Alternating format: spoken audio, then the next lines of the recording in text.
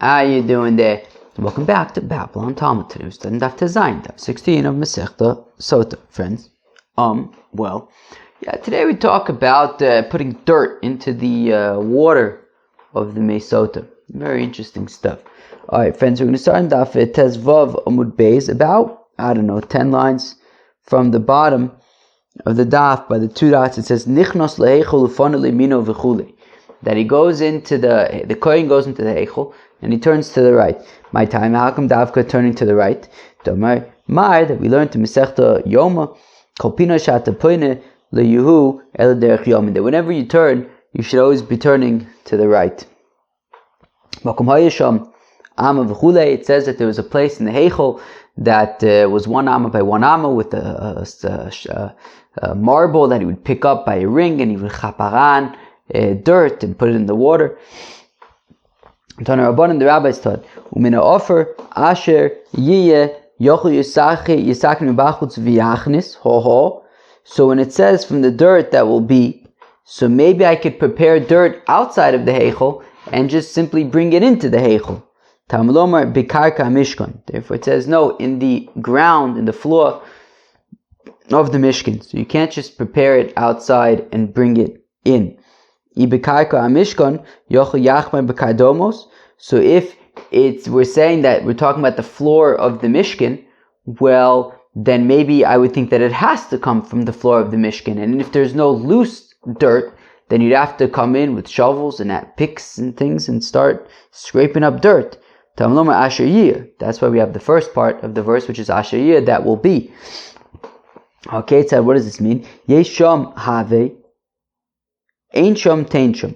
So what it means is that, look, if there is dirt already on the floor in the Heichel that you can use for the Sotah, so use it, right? And that's Bikarka Mishkan. You should use it. Now, if you don't have dirt over there, so then that's Asher Yir. Then it's just any, right? It's just any dirt. Take it in to the Mishkan. So you could take dirt from outside the Mishkan, but you would have to put it Bikarka Mishkan. You have to put it down on the floor, and then you can use it. So if you have dirt already there on the floor, so use that. If not, so you could bring dirt from outside, put it down on the floor, and then pick it up from the floor and use it for the Sotah, the Mei Sotah. Fine. Tani Idach, now we have a different brisa which actually disagrees and says that you don't actually have to put it down on the floor. You could bring dirt from outside the Heichel and then just use it without putting it down on the floor. I just have a really good idea. One second. There's a garbage under the desk that keeps on being in my way, and I keep on trying to figure out where to put it. I just had an idea. Why don't I just move it? That was my big idea. I think it's probably a good idea. Fine. Tani idach umina offer asher yeh v'gomer, that from this pasuk of mina offer asher yeh, from this dirt that will be melamed shaya misakin v'bachutz u'machnis, that he can just push it, prepare the dirt from outside of the heichel, and bring it in. He doesn't even have to put it down. Bikarka Mishkan. So then what do you do with Bikarka Mishkan? Where we had just learned that it means you have to put it down on the floor. Easy ben Yuda Omer Lahavi. So Rashi says to skip the next few words and say Beis Olam. So skip Shiloh, Nov, Givon, because apparently there they wouldn't actually do the whole Sotah thing. So Beis Olam to teach that it's not just the Mishkan, but the same would apply to the Beis Hamikdash. So Bikarka Mishkan is extra, and it's coming to teach us that even in the Beis Hamikdash as well, there would be the Sotah, and you'd pick the dirt off the floor. Fine. Isi ben Menachem, who was the Tanakame, who said that you do have to put it down on the floor, that from Bikarka Mishkan, it means that you have to put it down on the floor of the Mishkan. Eino tzarich, that you don't need to, that you don't need Bikarka Mishkan to teach that you do it in the Beis Hamikdash as well, because betuma kala, when it comes to if you enter into the Beis Hamikdash in a state of tuma, which is a chiyuv karis but not a chiyuv of misas bezdin, lo chilek akasuv, and yet that applies equally to the Mishkan as well as to the Beis Hamikdash, that if you go into the Mishkan or the Beis Hamikdash in a state of tuma, you're going to be chayiv karis. Well then betumas eishes ish. Well then when it comes to Sotah, where we're potentially talking about the Tumah of Eishes Ish, chamura, which is stringent in that adultery is misa's bezdin.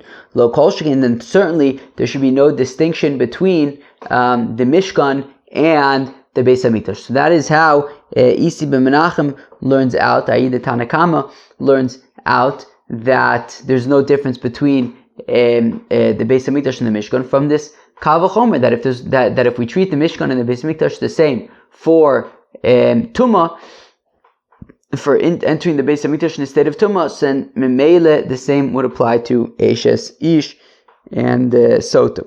So Imkein Matam Lomar B'Karka Mishkan. So what does the Tanna Kama learn out from B'Karka Mishkan? As we learned before, Shlo Yavim Mitoch Kupaso, that you shouldn't simply just bring dirt from outside of the heichal in a container and just use it immediately.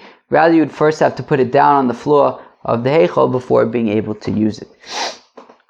Now, Frek de Gemore Iboyo Lehu, they ask a kasha, Ein Sham Offer Maush Yiten Efer. That is the Gemara's kasha. What if there's no dirt to use to add to the Sotah water, but there is ash? Can you use ash? So there's a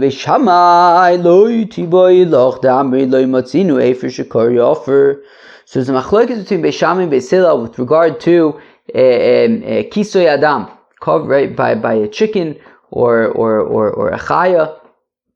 You have to, after you slaughter it, you then cover the blood with dirt. Now the question is, does it have to specifically be dirt? What if it's ash? What if it's ash? So I'll leave it to Beis Shammai. I'm reading that again. Lo tiboylach da amri lo matzinu efer shekori offer. Beis Shammai says no way.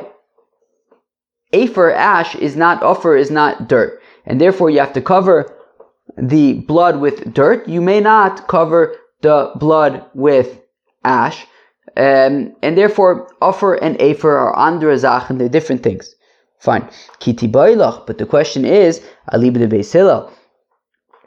According to Beis Hillel, the amri motzinu efer shekari offer. We do find that that ash and dirt can be interchangeable. So if that's the case, what would we say by Sotah? Can you use ash? If you don't have dirt, can you use ash for the Sotah to put into the water? Afagav the ikri offer. Do we say, look, even though yes, maybe when it comes to kisoy adam, you can use ash, but when it comes to Sotah, it says specifically bekarka amishkan, the dirt, right, the floor of the Mishkan, so therefore it can't be ash, it would have to be dirt. O Dilma, or perhaps Hai bekarka amishkan lichdisi ben Yudah lichdisi ben Menachem hu de'asi, or perhaps the bekarka amishkan is like we saw the machlokas between Isi ben Yudah and Ishi ben Menachem. Isi ben Yudah said that bekarka amishkan comes to include the Beis Hamikdash. Isi ben Menachem said that it teaches that you have to take the dirt and put it down, right? So maybe bekarka mishkan is needed for their machlokas, but it would not necessarily teach that you have to use dirt by Sotah. Maybe you can use ash. So what is it? Do we specifically need dirt by a Sotah, or would you theoretically be able to use ash as well? According to Beis Hillel, that is the kasha. Tashma, come in here. The Rabbi Yechanan says the name of Rabbi Yishmael. Excuse me 1 second. I'm going to Babylon. Okay, Babylon complete.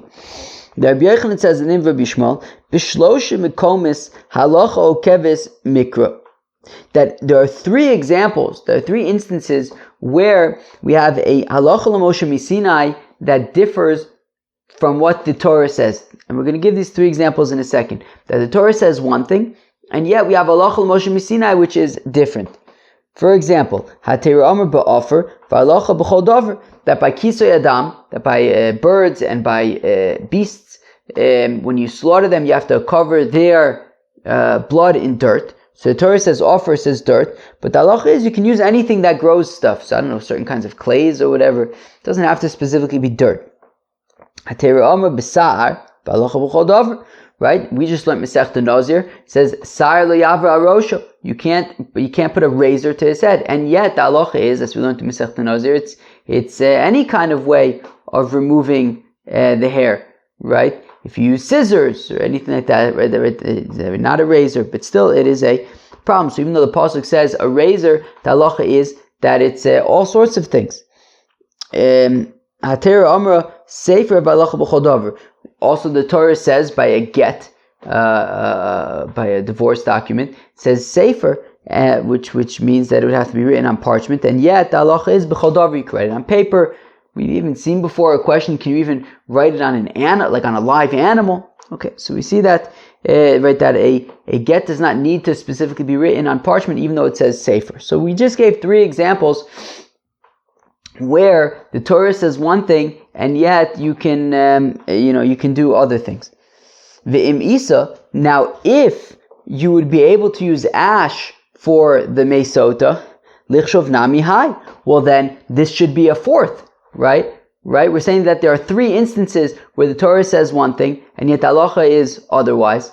Well, this should be a 4th, that the Torah says that you put dirt into the Sotah, and yet you can use ash. So from the fact that this is not included, it must mean that you cannot use ash, right? From the fact that we give 3 examples where the halacha is different than what the Torah says, and this was not one of them. So memele, the Torah says dirt by Sotah, and it means only dirt. You can't use ash. Tana v'shayir, to which the Gemara says, meh. The Gemara says that the list of 3 items was not an exhaustive list, right? We listed kisui adam, we listed nazir, we listed get, but says the Gemara, it was not an exhaustive list. There were things that it left out of the list. And therefore, I can argue that it also left out using ash for the Sotah water. Umay shayr dai shayr, to which the Gemara says, well, if it's not an exhaustive list, so give me an example of something else that was left out. Shir mitzorah.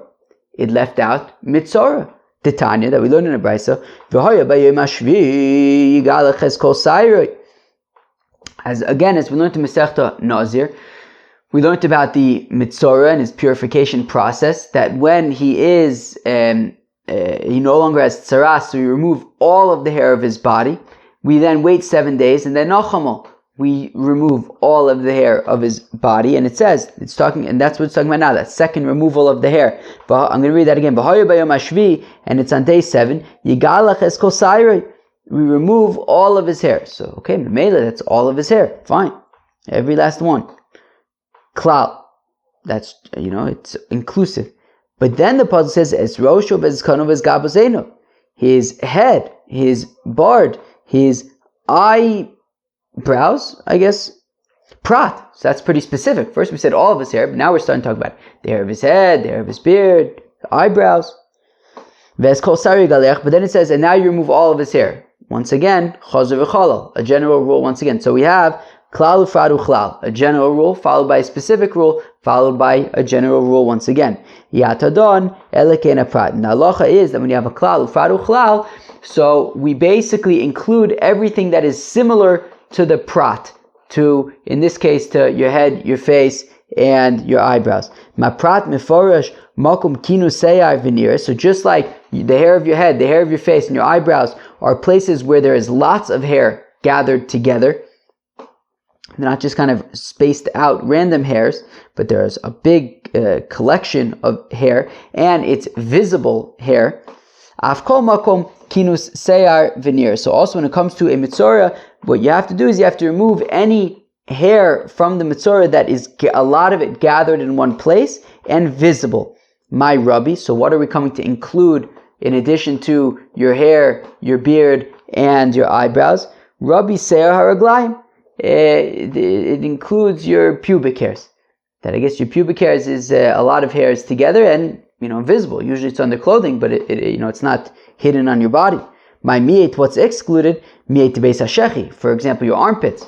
Right, your armpits is you fold your arms are downwards, and you don't necessarily see that hair.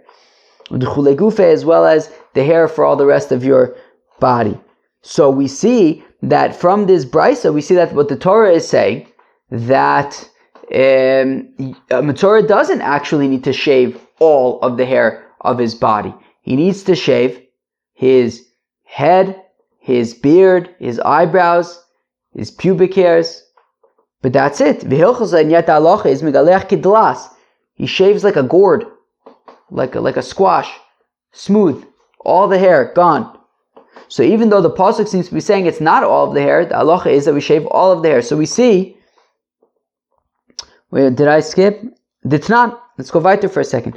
As we learn in the Mishnah, Boler lahakif es ha-mitzorah, mavir sar al kol b'sara, that when it comes time to remove the hair of mitzorah, when he's right at the beginning of the 7 days, right when he's no longer tameh, and now we shave all the hair of his body. So mavir sar al kol b'sara, you take a razor and you remove all of his hair. V'katani seifa, and then we teach that 7 days later, uvayom hashvi megalcho tiglach hashniya ki tiglach hasrishona.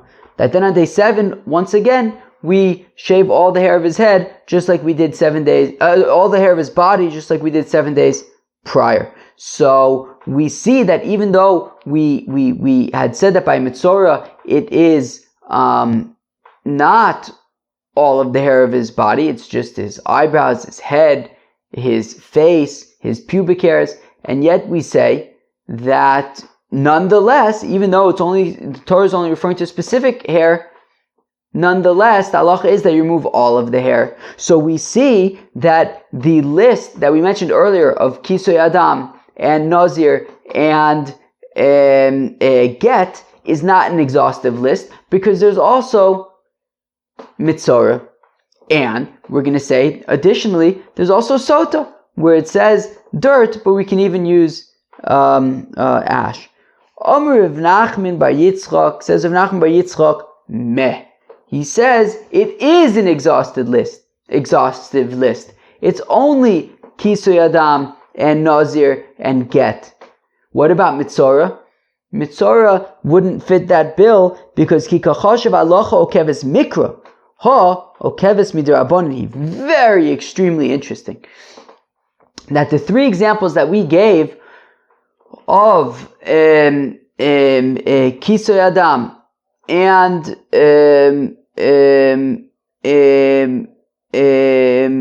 Nazir and Get. So those are situations where the halacha is going against the pasuk, right? The pasuk says dirt for Kisoy Adam. The pasuk says a razor for a Nazir. The pasuk says parchment for a Get. And yet the halacha is otherwise. But over here, ha'okeves midrabanan. Extremely interesting. This brisa, where we're learning out from a klal ufradu klal, that is not the pasuk. That it's right. When we say that you remove all the hair of the body, it's not going against a pasuk. It's going against a limud midrabanan, which is extremely interesting. And I have a note here from the Agos V'Tzionim, which says, and that Meforshim want to say from here, like that apparently it's like the Rambam, who says that actually when you learn something out from the Yud Gimel Midos, it's only midrabanan. Extremely interesting. So whereas, like for example, by the Nazir, it specifically says a razor in the pasuk, crystal clear, and yet we say it's all things. So it's the halacha going against the pasuk. But when it comes to Mitzorah, it's not deliberately going against the pasuk. The pasuk doesn't specifically say all gathered hair and visible hair to the exclusion of everything else. No, so now from klal ufradu klal, and therefore that would only be D'Rambanan, and that is why it is not included in the list. But that list that is exhaustive because it's listing things that are, again, the halacha is different than the pasuk itself. Rav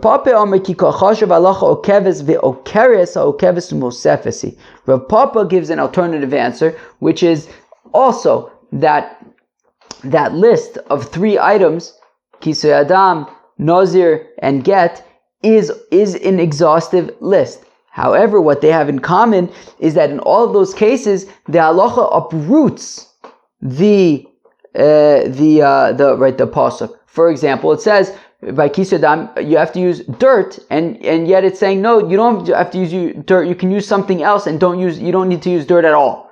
So there, the halacha is actually it uproots what the pasuk is saying, because you can entirely ignore what the pasuk is saying and instead do it like the halacha. But when it comes to Mitzorah, it's adding on, right? The pasuk says he only needs to shave his head, beard, eyebrows. We include also the pubic hairs. And the halacha is that, you know what, yes, do that, but also do everything. So it's not uprooting what the Torah says, it's adding on to it. Rav Ashi Amar says, Rav Ashi Masnisa Mani Rabbi Yishmael, very interesting. Tidarish Klal Yufate. So Rav Ashi says it's actually Machlokas Tanoim. That Braise, which says that it's only your head, face, eyebrows, and pubic hairs, that's Rabbi Yishmael's opinion, who learns out, right, the Darish Klal Ufrat, who learns Klal Ufrat Uchlal. And yet, Kidlas Mani, and who is the opinion who says that you remove all of the hair? That's Rabbi Akiva. That's Rabbi Akiva, the Darish Ribuye Umiute, who doesn't learn Klal Ufrat Klal, he learns Ribuy, Miut, and Ribuy. The tiny, let's go weiter for a second. And it will be on day 7, you remove all of his hair. Riba, that's a riboy. It's inclusive, all of his hair. As Roshov as Kanov as Gabos Einov Mi8, so that's a miut. Okay, right. We're limiting it now to his hair, his beard, and his eyebrows. Now, once again, it includes everything. It says all the hair he needs to shave. Chazav v'riba, so it includes everything once again. Riba u'miyed v'riba, so you have riba and a miyut and a riboy. Riba hakol, it's coming to include everything. My riba d'chule gufe, so it's coming to say that you remove all of the hair of the body by mitzvah. Umay miyed, so what do you do with the miyut? You have to do something with the miyut. Miyed seir shebesocha chotem, so mitzvah doesn't have to remove his nose hairs. He can leave his nose hairs alone. Fine. So we say, it's actually not an example of the Torah saying one thing and the halacha being different. Actually, it's a machlokas. Rabbi Yishmael says that according to the Torah, it's just the head of your hair, beard, eyebrows, and pubic hairs. Rabbi Akiva disagrees and says, no, that's incorrect. Actually, what it is it's all of the hair. So it's not that the Torah says only specific things and the halacha is that it's everything. No, it's a machlokas tanoim about what the Torah actually says, and that's why it is not included in that list of examples where the Torah says one thing and yet the halacha is otherwise. My Allah, to which the Gemara says, okay, fine. So how do we pass in the Ma'aser, right? Right? Do we say that if there's no dirt, you can use ash or not? Right? We want to say that, well, if you can use ash, then it should be included. Right. Then it should be included in that list of things that are different than what it says in the Torah, to which you said it's not exhaustive. But then we said, then what else did you leave out? Mitzorah, but wait, maybe Mitzorah is different. Beseder. What do we say at the end of the day? Ma'ave Allah, we pass in Toshma, Komir, the Omer, Rafuna, Barashi, Omer, Rav. Ein Sham offer maybe rakvuvis yerek umekadish, that if you don't have dirt there for the Sotah, so you could bring rotten vegetables, and that will become holy, and you can use that. You can use that for the Sotah. So it sounds like you can use things other than dirt, but velohi, that's not a good example. Rakvuvis yerek hudave offer that rotten vegetables could be considered dirt. Afer lo offer, but ash would not be considered offer, would not be considered dirt, and therefore you cannot bring a proof from there that you'd be able to use ash. Okay, fine. So it sounds like it sounds to me like I guess you shouldn't be able to use ash. Continues the Gemara, quotes the Mishnah, the Mishnah Kadesh Lamoy, that the dirt should be visible on the water. Taner Rabbanan, the rabbis taught, Shlosha tzrichin sheirau. There are three things that need to be visible. There are three instances where we need something to be visible. Offer sota, that by a sota we put the dirt on the water, that dirt should be visible. Ve'efer pare, that oichit, when you put the ash of the para adume on the mayim chaim, on the spring water, that should also be visible. Virok yivame, as well as the spit of a yivame, that needs to be visible as well. Mishum Rabbi Yishmael Amru, they said in the name of Rabbi Yishmael, Avdam Tzipor, that oichit, the blood of the bird, when it comes to a mitzorah, right? Of course, mitzorah, once he no longer has tzaras, so then they take two birds, they slaughter one of them, the blood of it goes into a vessel that has water in it, and then you take the second bird and some, eitz erish, nitulas, azov, and you dip it all into the combo of water and blood, and then you sprinkle it on the fellow. So, anyways, so when it comes to so when you slaughter that first bird and the blood goes into the water, so that blood needs to be visible, right? There can't be so much water that you don't even see the blood, and there can't be so much blood that you don't see the water. There has to be, a right proportion so that you see the blood and the water mixed together. That is Rabbi Shmuel's opinion. My time to Rabbi Shmuel, Rabbi Shmuel says that you have to see the blood in the water. Tichsiv, as the pasuk says, "V'tavel osam b'damat tzipor v'gomer," that you dip the bird and the cedar and hyssop and scarlet wool. You dip them all in the blood. V'tanya b'dam yochel b'dam v'lo b'mayim. We learn in the Brisa that when it says that you dip them in blood, so maybe you dip it exclusively in blood and not in water. No, therefore it says water. So if we're talking about water, so then maybe only he dips it in water and no blood. Therefore it says the blood. Okay, it's no. What is it? Blood, water. What is it? Maybe mayim shedam tzipor nikr boyd. So what you do is, you bring enough water that when you slaughter the bird and the blood goes into the water, you'll be able to see the blood in the water. And how much water is that? A revius. So take a revius of water, and then you slaughter one of the birds and the blood goes into the water, and then you can see the blood in the water. Now according to the rabbis who say that you don't need to be able to see the blood in the water,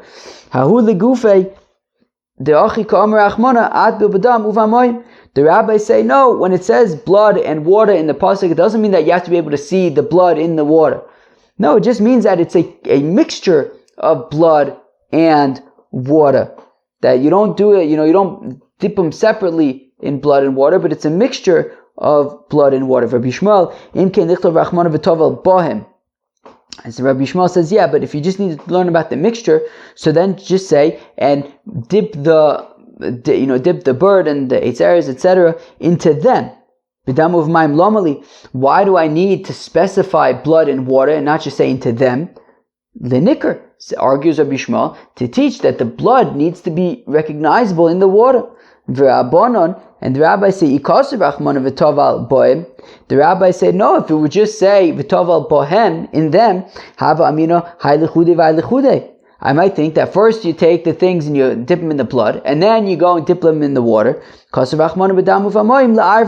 therefore it says in the blood and the water to say no, not separate but together in the mixture. Rabbi Shmuel, to which the Rabbi Shmuel says, yeah, but still I don't need that to teach me the mixture. Because we have another pasuk that says the pasuk says that you take one of the birds and you slaughter it, and the blood goes into the water. So that pasuk memela means that the blood is going into the water and it's a combo. So v'rabbanan imeahu, the rabbi say, yeah, but if we would only have that pasuk, I might think what it means is slaughter the bird close to the vessel that's filled with water, v'nin kotinu livridin, and then immediately after slaughtering the bird, pinch closed its blood vessels so that none of the blood escapes, and then empty out the blood after that into a separate vessel. So you have one vessel of blood and one vessel of water. Therefore that pasuk is teaching that no, you have the same vessel for the blood and for the water. Okay, Kamash Malon. Fine, Beseder. So, alright, Givaldas. Machlokas between Rabbi Shmuel and the Chachamim about does the blood need to be recognizable in the water or not? Fine. Ba mine Rabbi Yirmiyah me Rabbi Zera. Rabbi Yirmiyah asks Rabbi Zera, Gedola umadcha sesamayim ktana v'nitches mipnei hamayim mau. So Rabbi Zera asks Rabbi Yirmiyah, okay, fine. So you said that we have to have a revius of water. But what if it's a really small bird and there's not enough blood in this bird to be recognizable even in a revius? Or what if fakert? What if it's a really big bird and there's so much blood that you don't even see the water, it just looks like blood? So Amar Lei, so Reb Zera responds to Reb Yirmiyah, Lava minoloch, didn't I tell you, Lo sapik nafshach levar milchasa, don't doubt the halachis of the rabbis. But tzipor dror shi'aru chacham. The rabbis were talking about a tzipor dror. and a tzipor drawer, ein l'cha gedola shemadchas es hamayim ve'ein l'cha ktana shenidches mipnei hamayim. By a tzipor drawer, there's no tzipor drawer that is going to be so big that you're not going to be able to see the water, and there's no tzipor drawer that's so small that you're not going to be able to see the blood. There's always enough that with the revius of water, you'll be able to see the blood and the water.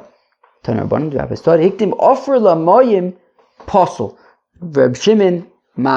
Tanakama, if you first put in the dirt and then you put in the water by a sotah, so it's possible. You first have to put in the water and then you put the dirt on top.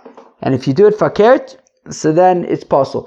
Reb Shimon says no, even if you do it fakert, it's fine. If you put the dirt in first and then the water on top, it's fine. By the time Reb Shimon says it's because it says by pare adume, v'lakhu the tame that they take for the impure person. If a fellow is tame meis, right, is tuvas meis, so then on day 3 and day 7 we sprinkle him with the efer pare aduma. So it says v'lakhu the tame mi afer sreifas achatos, that we take for the tame fellow from the dirt of the burnt pare aduma. Vitanya, we learn the Brisa. Reb Shimon says, Reb Shimon v'chi offerhu v'alo eferhu. Why does it say by pare adume that we're taking from the dirt of the pare aduma? It's the ash of the pare aduma. We're burning it. So Shina akosu b'mashmo ladu ne'menu gzeir shava. So the pasuk went out of its way, says Reb Shimon, to learn a gzeir shava. Yes, you're right. It's efer. It's ash. But it wrote offer so that we can make a gzeir shava between sotah, where it says offer, and pare aduma, where it says offer. Nemer kan offer, v'nemer lahalon offer. It says by pare adume offer, and it says by sotah offer. Malahalon offer al gabe moyim. So just like by sotah, the dirt goes on top of the water. Af kan. So here as well, the dirt offer al gabe moyim. The dirt goes on top of the water by paradum as well. Umakan hiktim offer lamayim kosher. And here also, if you first, right, and just like over here by paradume, if you first put the dirt and then the water, it is kosher. So aflaholan, so also by sotah hiktim offer lamayim kosher. If you first put the dirt and then the water, it is kosher.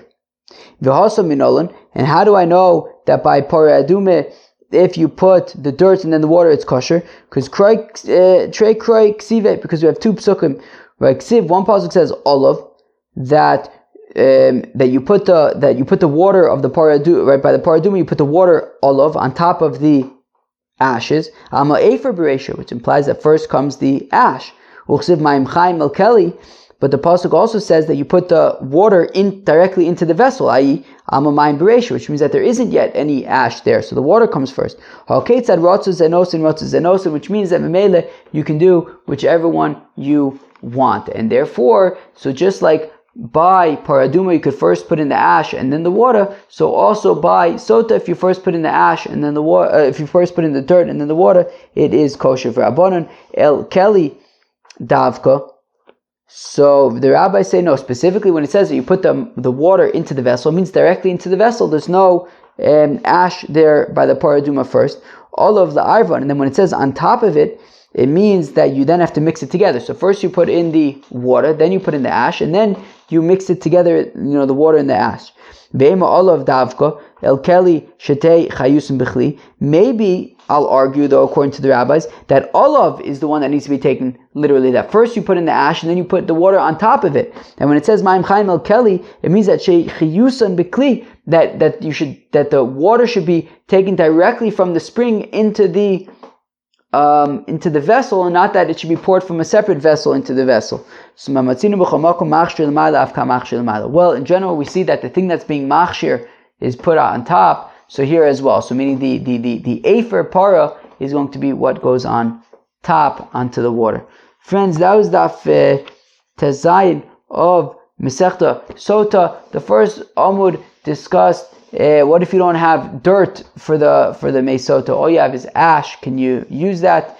In the end, it sounded like maybe not. And then we talked about different things that you have to be able to see. For example, you have to be able to see the dirt on the water of the Sotah. We had a machlokas between Rabbi Shimon and Rabbanan. You have to be able to see the blood by the birds of Mitzorah in the water. Then we saw machlokas between